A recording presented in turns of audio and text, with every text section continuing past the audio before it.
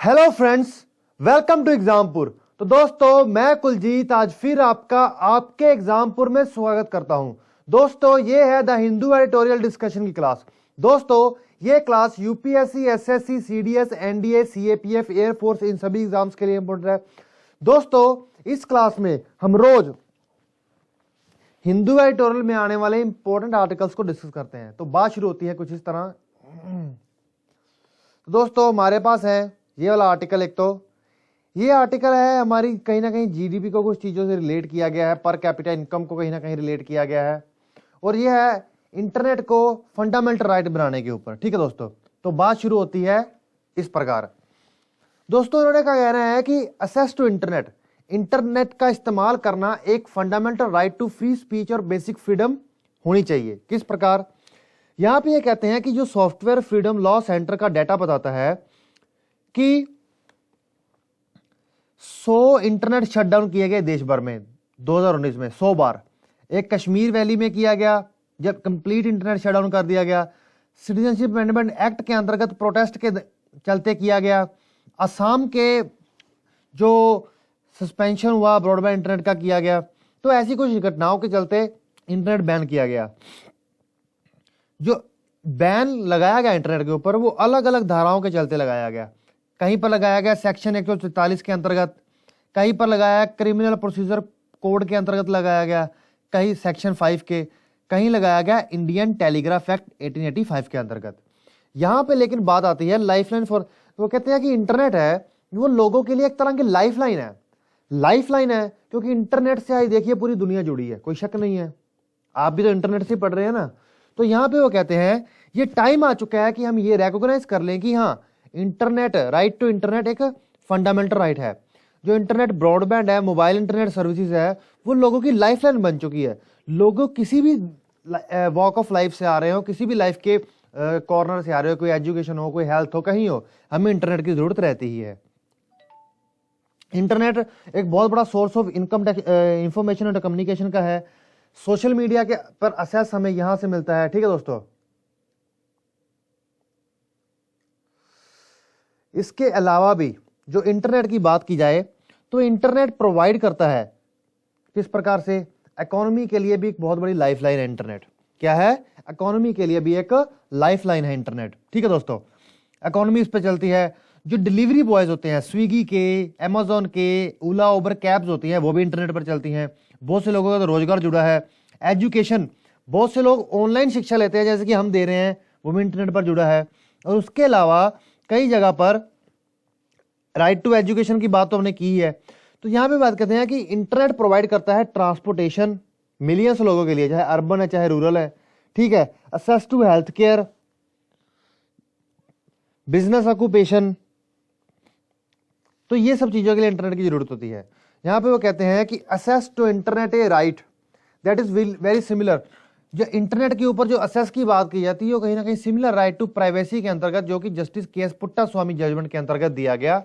यहां पे बात आती है कि जो right to freedom of speech and expression है, राइट टू पीसफुल असेंबली है, या freedom to trade and occupation है, या आर्टिकल 21 है, हेल्थ, एजुकेशन, लाइवलीहुड, यह कहीं ना कहीं चीजों से जुड़ा है।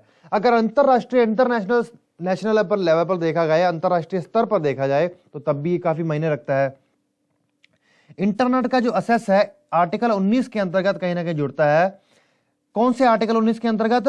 Universal declaration of human rights के जो आता है उसके अंतर्गत। ठीक है, कि हर किसी को इंटरनेट अपनी फ्रीडम ऑफ ओपिनियन और एक्सप्रेशन होना चाहिए, राइट, जिसमें इंक्लूड आता है होल्ड ओपिनियन। अब आजकल लोग अपना ओपिनियन किस प्रकार दे पाते हैं? अगर मैं यहाँ पे बैठा हूं तो मेरे को सरकार को ओपिनियन देना, तो मैं इंटरनेट के माध्यम से, ट्विटर के माध्यम से दे सकता हूं। तो ये बात आ जाती है। तो ह्यूमन राइट काउंसिल है जो यूनाइटेड नेशन की, उसने रेजोल्यूशन डाला 2 जुलाई 2018 को। वहां पे वो कहते हैं कि हमें प्रमोट करना चाहिए, प्रोटेक्ट करना चाहिए और लोगों को इंजॉय करने की फैसिलिटी देनी चाहिए राइट ऑन इंटरनेट को, जो कि इंपॉर्टेंट डेक्लेरेशन है एक। ठीक है दोस्तों, अब इसके अंतर्गत अनड्यू रिस्ट्रिक्शन ऑन आ जाती है।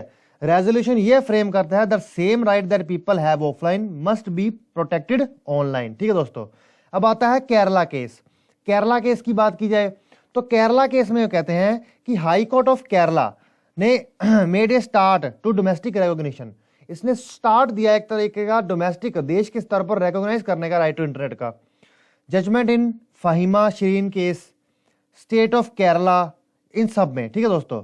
तो यहां पर अब बात आती है, अब कहीं ना कहीं इसमें तो कोई शक नहीं है कि इंटरनेट हमारी जिंदगी का बहुत अहम हिस्सा बन चुका है और इंटरनेट को फंडामेंटल राइट करने का होना चाहिए। अब इंटरनेशनल स्टार, डोमेस्टिक इंपॉर्टेंस और इन सब का आंकड़े को हमने देख ही लिया है। अभी कुछ बच्चों का मेरे को मैसेज आता है कि सर नोट्स बनाएं। देखो जहां पर आपको जो पॉइंट इंपॉर्टेंट लगता है उसको लिखो। अगर एक वर्ड में एक लाइन जितनी गेम्स घुमा सकते हो तो बेस्ट है, ठीक है दोस्तों। माइंड मैप बनाना सीखो।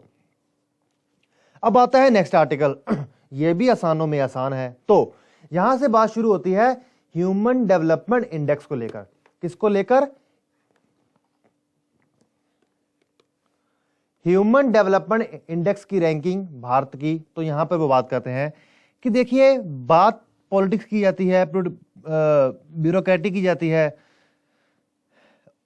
प्याज के कम होने की जाती है, बहुत चीजों की जाती है, लेकिन रियलिटी तो यह है कि इंडिया में बहुत ज्यादा जरूरत है, क्योंकि यहाँ पे बहुत सारे गरीब हैं, माल न्यूट्रिशन बहुत है, बच्चे रेगुलरली स्कूल से ड्रॉप आउट होते जा रहे हैं।